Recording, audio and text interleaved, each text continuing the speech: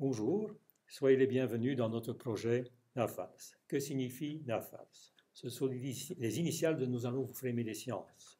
Et oui, notre souhait, notre objectif, c'est de vous faire découvrir, redécouvrir des connaissances scientifiques au travers d'expériences en direct. Comme aujourd'hui, de petites vidéos préenregistrées, d'exposés aussi en direct. Aujourd'hui, nous avons un invité, Christophe Barbieux. Bonjour. Professeur de sciences à l'IEPS de Colfontaine. Bonjour Christophe. Bonjour Bernard. Il va réaliser devant vous quelques expériences sur le thème de la pression atmosphérique. Qu'est-ce que la pression atmosphérique? Nous allons montrer son existence, comment l'exprimer. Avant de céder la parole à Christophe, je voudrais encore vous dire que nos séances, nous essaierons de réaliser le plus régulièrement possible et sur des sujets variés. Voilà, maintenant il est temps de céder la parole à Christophe et surtout de le laisser devant son matériel de labo. Voilà, je t'en prie Christophe. Merci Bernard. Et bien voilà, je pense qu'on ne peut pas parler de science sans parler de matière, Bernard. C'est vrai, tu as tout à fait raison Christophe. Alors la matière, elle est partout. Hein. Bon, si on parle de n'importe quoi, tiens, nous on a décidé de parler de l'air aujourd'hui. Oui, c'est De vrai. l'air. L'air c'est de la matière. Ton avis? Bon, oui, hein, on va Quand dire, même. c'est de la matière. Hein, et cette matière, il y en a plein. On sait aussi au niveau chimique que cette matière est composée d'oxygène, Et aussi d'azote, d'azote et d'autres gaz nobles et encore d'autres de constituants. de CO2 également. Mais le but aujourd'hui, c'est de montrer que cette Terre exerce quelque chose de particulier sur tout corps. Il faut savoir que si l'air est de la matière, cette matière possède, par définition, une masse. Quantité de matière, la quantité de matière possède une masse, par définition. Et que cette masse s'exprime en kilos. Alors, cette masse s'exprime effectivement en kilogrammes. En kilogrammes. Et que cette masse, elle a tendance à être attirée, on va dire, par d'autres masses. Oui. Et dans ce cas-ci, dans le cas présent, notre atmosphère, l'air qui compose, a tendance à venir nous peser dessus. C'est le mot exact. C'est peser. Alors, petite différence entre le poids et la masse. Nous venons de dire que la masse exprimée en kilogrammes, lorsque cette masse pèse, c'est que cette masse est attirée, on va dire, par une certaine accélération, qu'on appelle l'accélération de la pesanteur, qui vaut dans nos latitudes environ 9,81 mètres par seconde au carré. Que l'on désigne par G. Par petit g. Par petit g s'exprime effectivement en 9,80 mètres par seconde au carré. Voilà. Souvenez-vous que la masse s'exprime en kilogrammes. Voilà. Donc, cette masse qui, accélérée, pèse. Oui.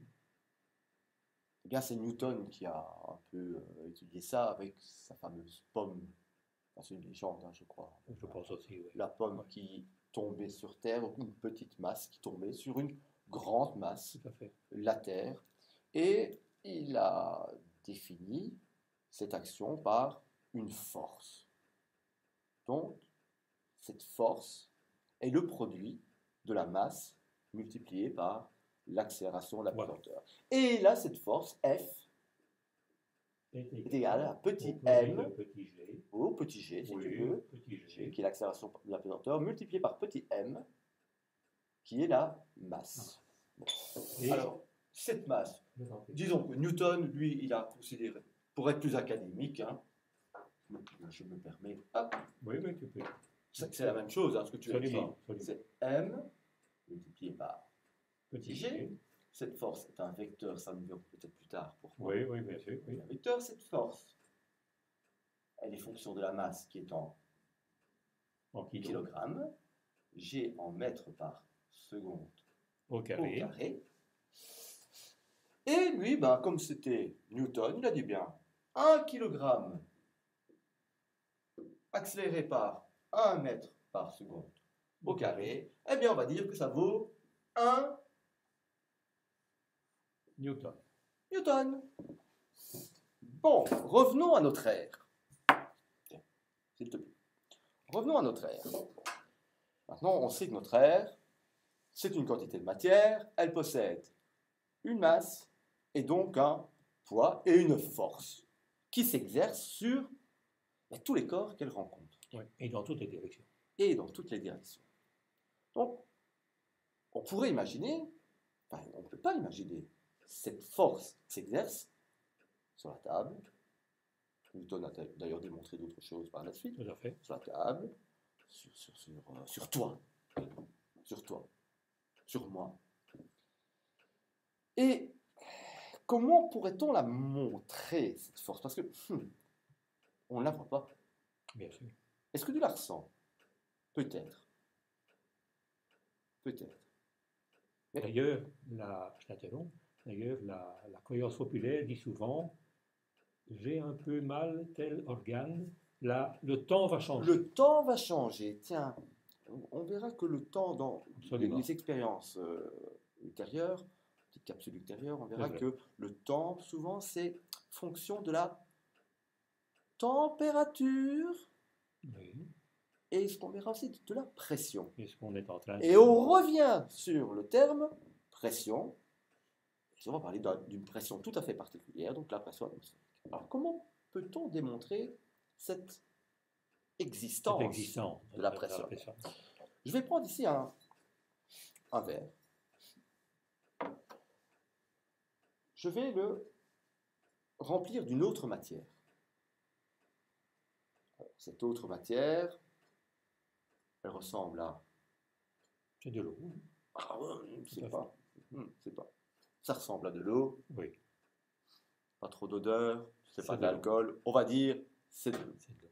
Cette matière a donc une masse. Une masse. Et tu vas le remplir. Je remplis donc le verre. Ah, je vais... J'oublie.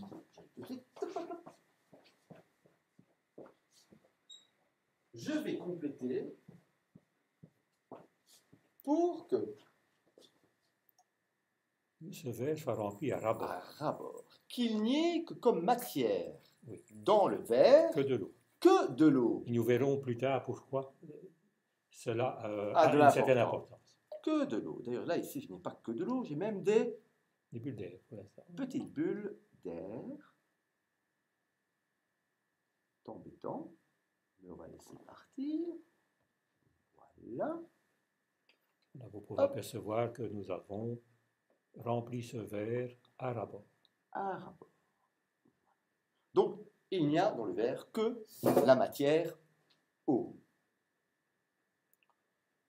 J'ai versé à peu près 300 ml d'eau, et Oui. ça, nous pouvons dire que 300 ml d'eau, c'est une quantité de matière d'environ 300 grammes. Oui. D'accord? Il y a le verre qui doit faire plus ou moins 200 grammes, Oui, mais tu m'as fait des calculs par la suite. Hein. tout à fait. On pourra en parler. On en parlera On par en la suite. parlera bientôt.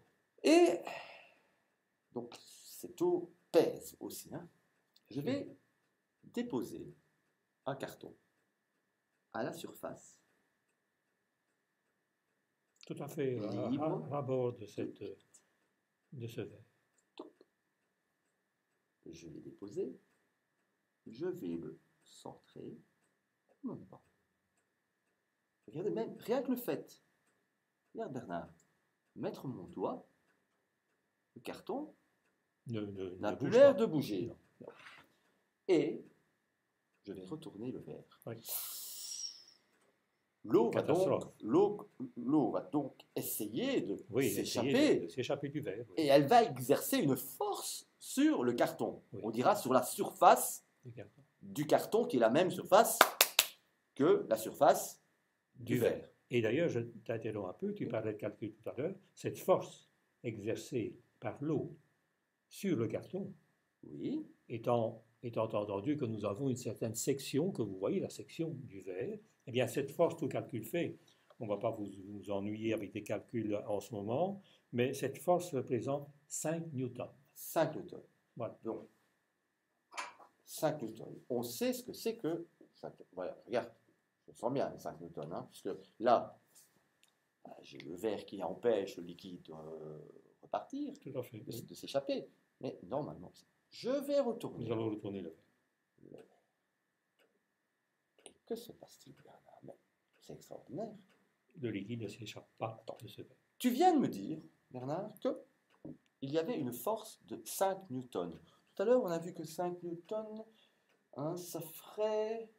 Donc 1 newton, c'est 1 kg multiplié par 1 mètre par seconde au carré. On peut considérer que nous sommes dans les mêmes conditions. Oui. C'est quand même une quantité de matière qui ferait au total environ 500 grammes. Oui. D'accord? Et pourtant, le carton Reste collé au verre. collé Adhère au verre, en tout cas. Adhère au verre. collé. Et Donc regarde, c'est qu'il y a une autre force il y a qui une vient s'opposer à cette force descendante qui empêche le carton et qui empêche le carton de tomber. de tomber. Elle est au moins égale Oui. à 5 newtons. Tout à fait. Au moins égale à 5 newtons. Mais regarde, j'accélère là. Oui. Je donne un mouvement. Oui. Et regarde le carton. Il ne tombe toujours pas. Et si j'observe, un peu difficile à C'est difficile à vous la montrer par la caméra. mais Bernard, toi tu pourras voir. Et Oui, tout à fait. Mais on que peut même il y a on peut une petite- légèrement l'apercevoir à la caméra. On peut s'apercevoir qu'il y a une petite petite incurvation. incurvation du carton vers l'intérieur du verre. Donc ça veut dire que Une autre force s'exerce avec suffisamment de force, de force. pour empêcher, Oui. encore une fois, Oui, c'est vrai. c'est fantastique. Hein. Eh bien, Cette force, oui, cette force, c'est eh bien, c'est la force que l'air exerce sur le carton. Oui. Et comme cet air exerce une force sur une certaine surface, eh bien, une force Non.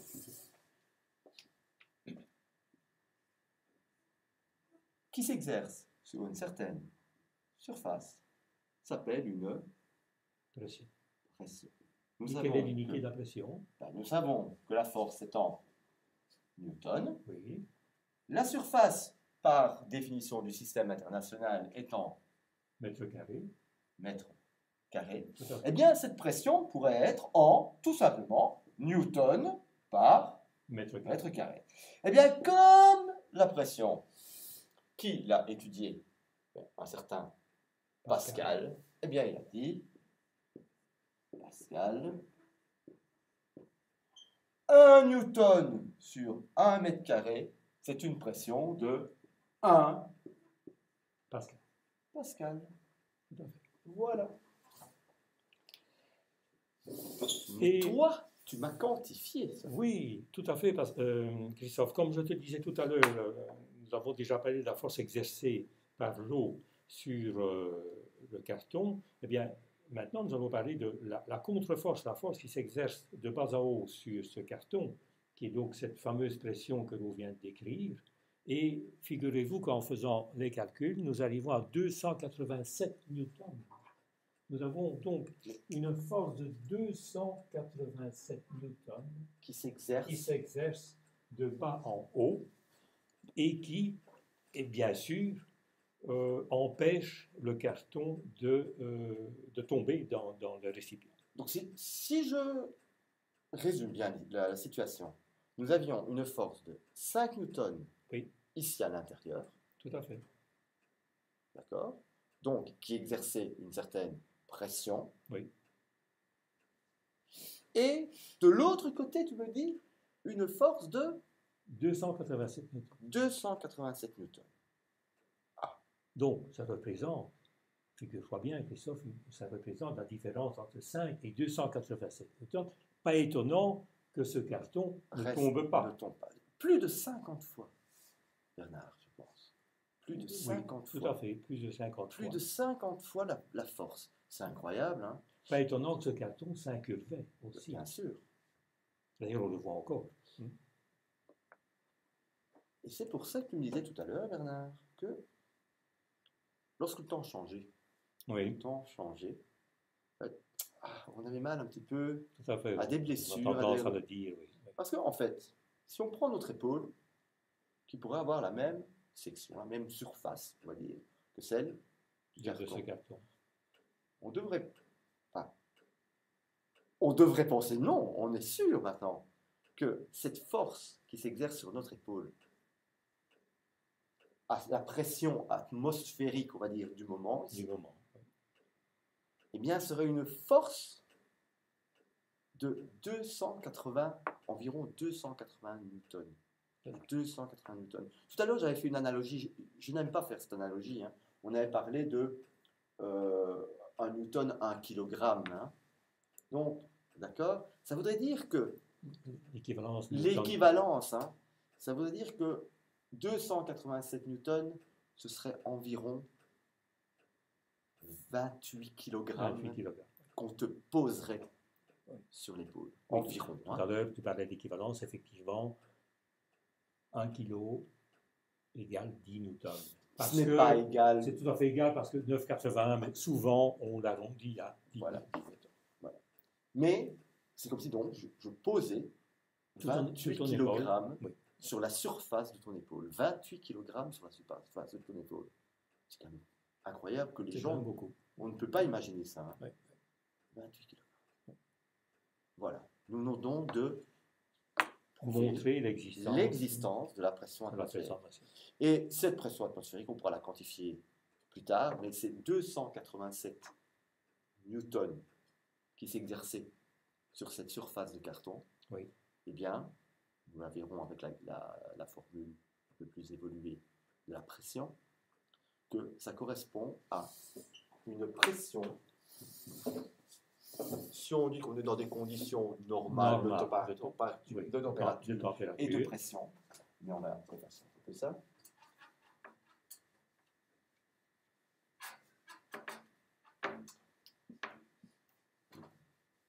Cette pression aurait une valeur de 101 300 Pascal. 101 300 Pascal. Et souvent, on ne va non pas parler de Pascal, mais on entendra parler de hectopascal. Ouais, parce que, écoute, parce que quand même, 101 300 Pascal. On n'aime pas jouer avec des nombres trop grands ou des nombres trop petits. Donc, si on sait aller dans des échelles un peu plus raisonnables, oui, tout à fait. On a des abacs avec hecto, déca. Oui. Là, on a dit, bon, on va parler en hectopascal. H, P, A. Et en hectopascal, qu'est-ce qu'on fait? 1, 2, 1000, 13 hectopascal. Et ceci, c'est la pression atmosphérique normale. Aux températures normales. Aux températures normales. Et les températures normales, c'est quoi une température normale? Ça a été défini comme entre 20 et 25 degrés Celsius. Mais comme nous ne parlons pas en degrés Celsius en physique et qu'on parle en degrés Kelvin, c'est environ 293 ou 298 degrés Kelvin. Parce qu'entre 20 et 25, ça fait une grosse différence. Mais entre 293 et 298, la différence est infime. Voilà. Attention aussi que nous sommes au niveau, en altitude, au niveau de la mer. Au niveau... Cette 1013 hectopascal, c'est une pression... On va dire dans des conditions, on va dire, normales. Nous ne sommes jamais dans des conditions normales. D'ailleurs, ça m'étonnerait qu'aujourd'hui, nous ayons 1013 hectopascal. Mais ça, bon, il y a les facteurs. Un autre facteur qui fait changer la pression, et ça, ce sera pour... Nous le verrons plus tard. Alors, maintenant, on a vu qu'elle existait, cette pression. Mais je voudrais quand même vous montrer une autre expression de cette pression.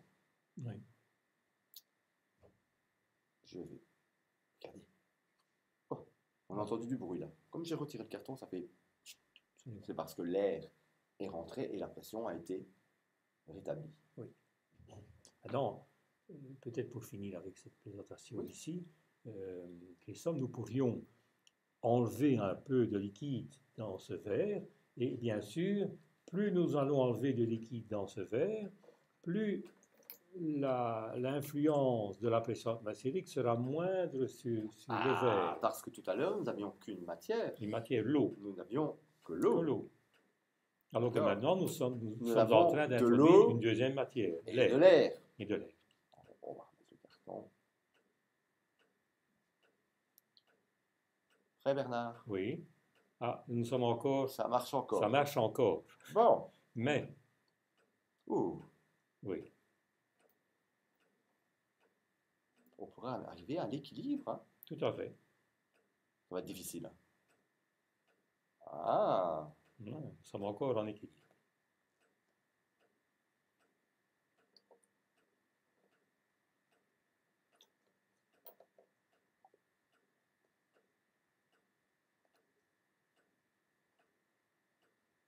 Et à ton avis,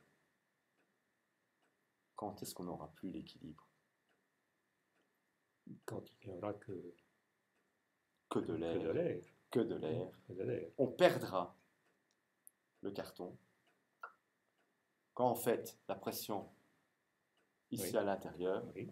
sera la même que la pression à l'extérieur. À l'extérieur. Puisque l'eau finalement, est-ce Oui. qu'elle avait une grosse influence sur la pression? Pas tellement. Pas tellement. 5 grammes, je pense. Hein, nous avons. Encore retirer un petit peu d'eau. C'est deux. Attention, c'est de plus en plus. Et mon carton, il est bien imbibé. Oui, Regardez si non, j'en ai pas. un autre. Regardez si j'en ai Oui. pas un autre. C'est parce qu'il est très Il imbibé. est très imbibé. Alors, Il peut y avoir une autre forcer. influence que. Voilà. Mon carton, je mets le deuxième ici. Il a dû glisser. Je mets là-bas. Hop. Là. Le carton était fort imbibé, effectivement. Et maintenant, je pose.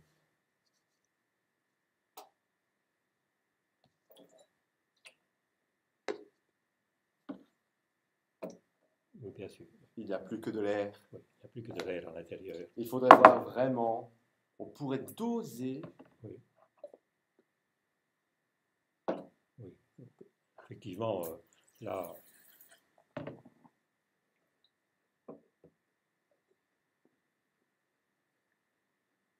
Ah. Oui. Dès qu'il y a un tout petit peu d'eau. Un tout petit peu d'eau. Oui. Ça fonctionne. Maintenant, le problème est que il n'y a pas eu de variation d'un autre facteur qui était la température. Oui, bien Et sûr. regarde ici ce que je vais faire. Bien sûr. Regarde. Je vais faire chauffer. Ça, c'est très important. Je vais faire chauffer un petit peu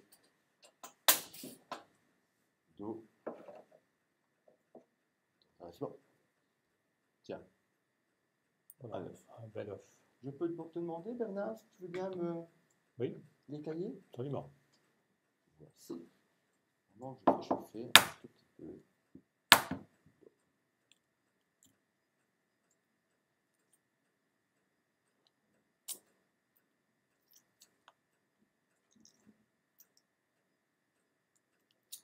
On va essayer de l'écailler le plus justement possible, Pas le casser. sans le casser. Pourtant, c'est un œuf frais, mais ils sont. On sent effectivement cet œuf. Prendre quelques précautions.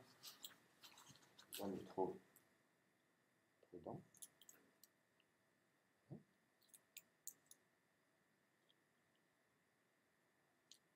Voilà, je crois que nous avons un œuf qui sera prêt pour notre expérience.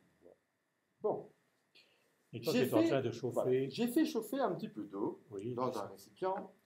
C'est pas pour dire de faire chauffer l'eau. Non, non, non. Je vais vous expliquer, c'est que nous aurons besoin de cette eau chaude. Voilà. Cette eau chaude, elle a réchauffé en partie mon Récipient. récipient. C'est pour ça que j'ai mis des gants d'ailleurs. Erlenmeyer, je pense. C'est bien ça. C'est un. Un Erlenmeyer? C'est un autre. Un Erlenmeyer.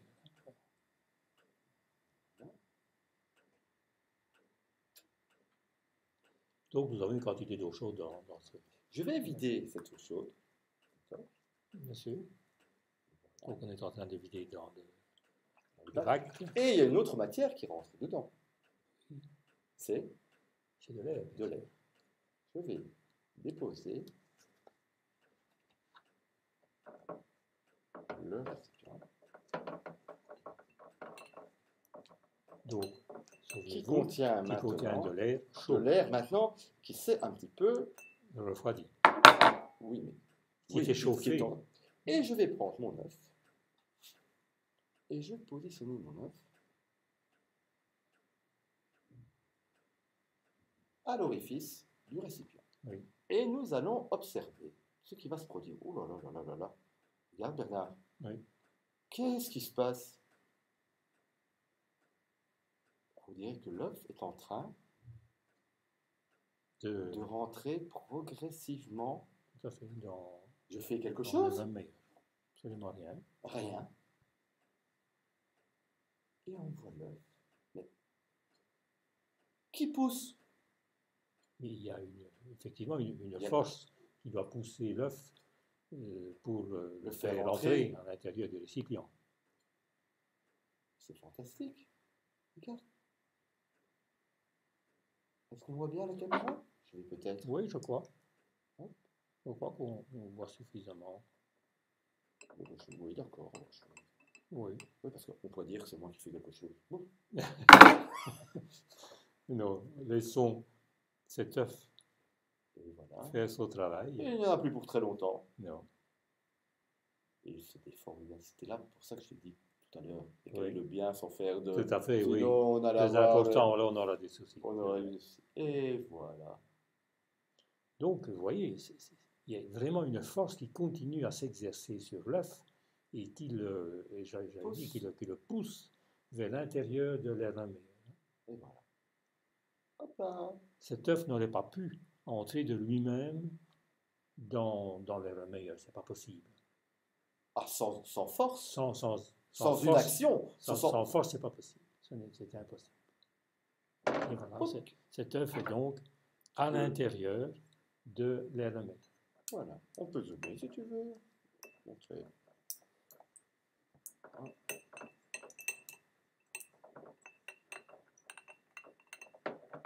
Voilà. On le voit vraiment à l'intérieur de l'Erlenmeyer. Tiens, mon carton, il a collé. Ça, Oui, c'est collé, ça. ça c'est vraiment. Voilà. Tout à fait. Alors, l'expérience, maintenant, pourrait continuer, Bernard. Et comment va-t-on faire pour l'en sortir, l'œuf? Oui, Bah, je crois qu'il n'y a que deux solutions. Casser l'Erlenmeyer. Ou alors, aller casser l'œuf à l'intérieur. Parce que oui, pour le refaire sortir maintenant, ça va être jamais on peut le faire plus ressortir. difficile. Ou il y aurait la possibilité, mais il ne Oui. fera plus jamais, Non. il ne fermera plus jamais hermétiquement l'orifice. C'est vrai, non. Nous n'aurons pas. Alors. Effectivement, il faut que l'orifice soit tout à fait fermé pour des raisons évidentes de. Ah ben, je vais vous les expliquer. Christophe va nous. En fait, voilà ce qui s'est produit. Effectivement. Voilà ce qui s'est produit. Hop. Je vous avais mis on a mis de l'eau chaude dans le récipient. Oui. Pourquoi? Ben, comme j'ai dit, c'était pas pour l'eau. Hein. Non, c'est pour chauffer. C'était pour réchauffer le le récipient. récipient. Le verre n'est pas un très bon conducteur de la chaleur, on va dire, mais n'empêche que La surface d'échange est suffisante. la surface d'échange était suffisante. Donc, il y avait de l'eau assez chaude, Oui. le récipient était chaud. Oui. J'ai vidé cette eau. Et que s'est-il passé? Mais qu'y a-t-il autour de nous à part de l'eau? De l'air. De l'air. Ou nous? Ben, on n'a pas essayé de rentrer dans. Certainement pas. Il faut savoir que l'air est un fluide qui se comporte un petit peu comme l'eau. D'accord? L'eau est un fluide, Mhm. l'air est un fluide. Donc, quand l'air a vu qu'il avait de la place pour s'enfourner, il s'est engouffré dans le récipient. Cet air qui était à une certaine température, tout à l'heure j'avais pris la température voilà, de la pièce, on était environ à 23 degrés, la pièce était à 23 degrés Celsius, donc 296 degrés Kelvin. Donc oui, à deux, pour rappel, 1 degré Kelvin, 273 degrés centigrades. Voilà, Celsius. Donc, donc cet air, au contact du récipient, donc cet air qui est à 26 degrés, mais c'est réchauffé. Oui.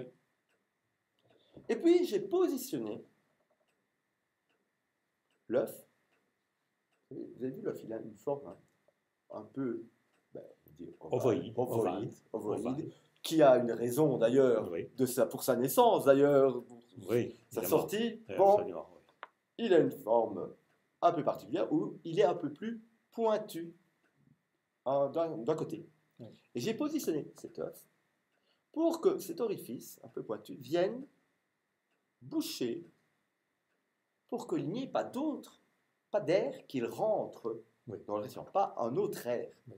On avait à l'intérieur une quantité d'air qui était devenue chaud à cause de l'eau chaude, donc échange de température, échange thermique. Et en positionnant l'œuf au-dessus du récipient, on a obturé. Ça veut dire que l'air qui était ici au-dessus, qui aurait bien voulu venir se mélanger avec l'air qui était dedans, mais on ne lui a pas laissé le choix. Non. Le volume à l'intérieur est là, il est là. Il était là. C'est fini, il y avait un volume d'air à une température, en tout cas supérieure à l'air ambiant. Et cet air, tout doucement, qu'est-ce qu'il a fait? Il a commencé à se refroidir, parce que quand même, l'air qui était là, il ne savait pas le refroidir en passant là. Tout à fait. Mais il était... Par les échanges à travers le verre. Il a commencé à refroidir. Eh bien, pourquoi alors l'œuf est-il descendu? Ça veut dire qu'il y avait une pression qui devenait plus forte au-dessus de l'œuf qu'en dessous de l'œuf. Oui. Donc, que peut-on en conclure? On peut en conclure que comme l'air... Je t'interromps, puisque nous avons de l'air à la fois au-dessus et à l'intérieur. Nous sommes dans un même milieu, l'air.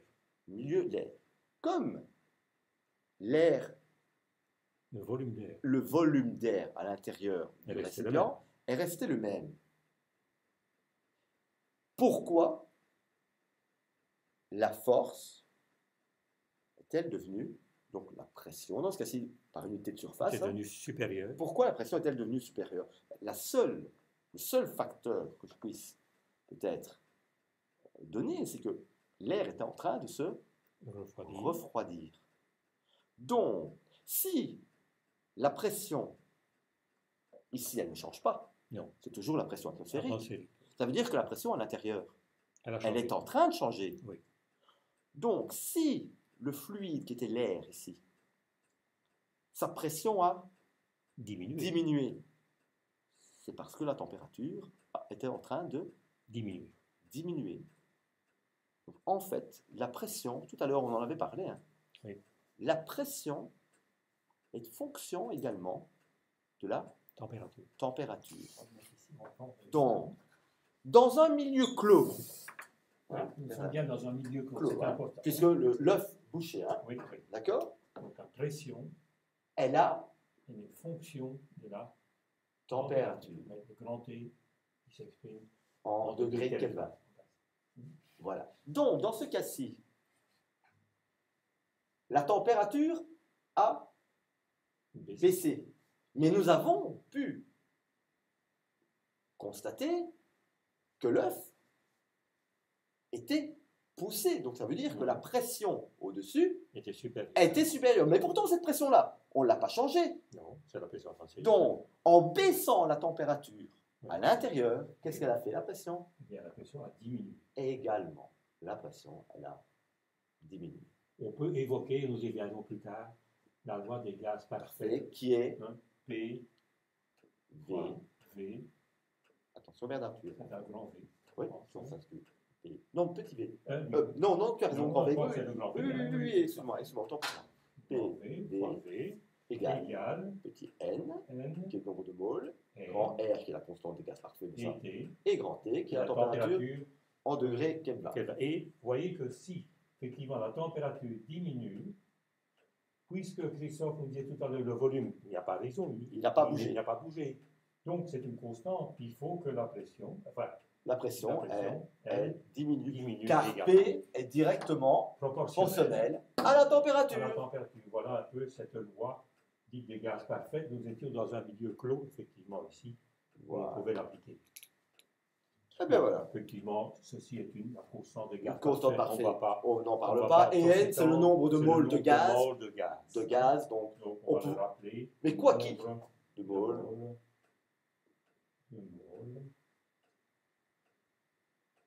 De gaz.